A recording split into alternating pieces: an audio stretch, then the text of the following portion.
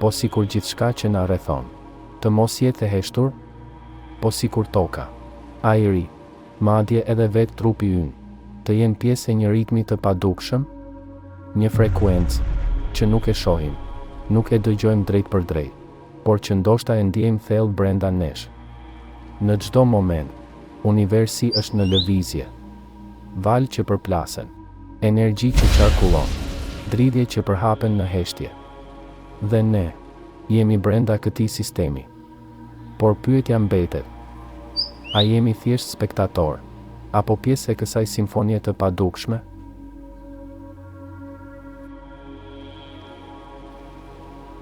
Në gjuhën e shkencës, frekuenca është numri i dridhjeve në një sekond. Një koncept i thjesht, por me një rëndësi të jashtëzakonshme. Tingulli që dëgjojmë është rezultat i frekuencës.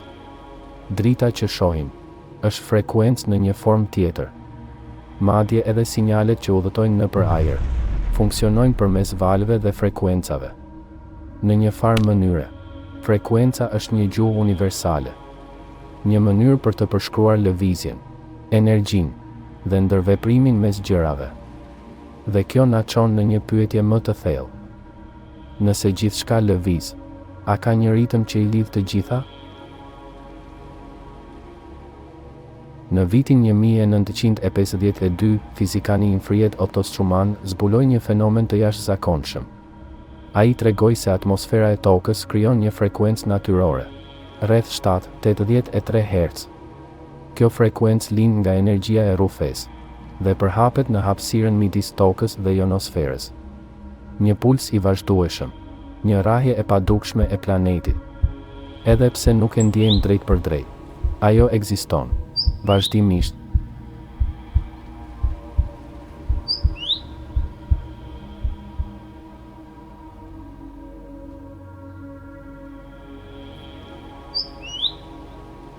Edhe truri ynë funksionon në bazë të frekuencave.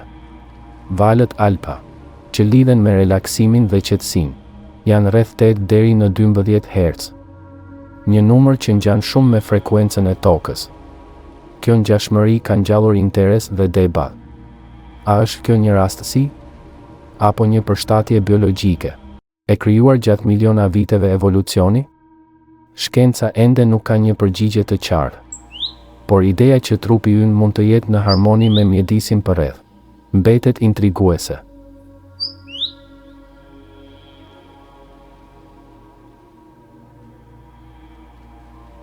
Shkencëtari Nikola Tesla besonte se për të kuptuar universin, duhet të mendojmë në terma të energjisë, frekuencës dhe vibrimit. Dhe në shumë mënyra, kjo ide reflekton realitetin fizik të botës. Nga energjia elektrike tek valët e radios, gjithçka mund të përshkruhet përmes frekuencës. Por a ekziston një kod që shpjegon gjithçka? Kjo mbetet një pyetje e hapur mes shkencës dhe filozofisë. Përpara se shkenca moderne të zhvillohej, shumë kultura përdornin tingullin dhe ritmin si mjete për qetësi dhe për qëndrim. Në traditat budiste, mantra dhe këmbanat krijojnë vibrime të qëndrueshme. Këto praktika nuk bazohen në formula shkencore, por në përvojën e drejt për drejt. Sot, shkenca tregon se tingulli dhe ritmi mund të ndikojnë në gjendjen e trurit. Dhe ndoshta, këto tradita kanë zbuluar diçka, shumë përpara se të shpjegohej.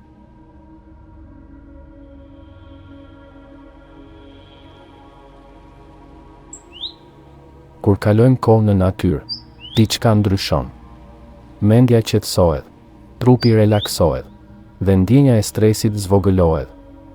Studimet tregojnë se kjo ka efekte reale në shëndet.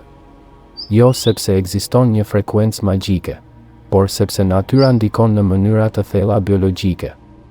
Dhe ndoshta, kjo është mënyra jonë për të rikthyer në balancë.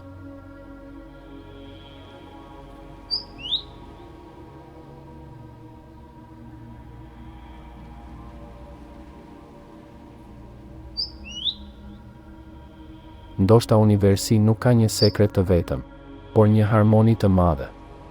Një rrjet ritmesh dhe frekuencash, që bashkëjetojnë në mënyrë të padukshme. Dhe ndoshta, ne nuk jemi jashtë këtij sistemi, por pjesë e tij. Një pjesë që ndjen, edhe kur nuk kupton. Një pjesë që dëgjon, edhe në heshtje.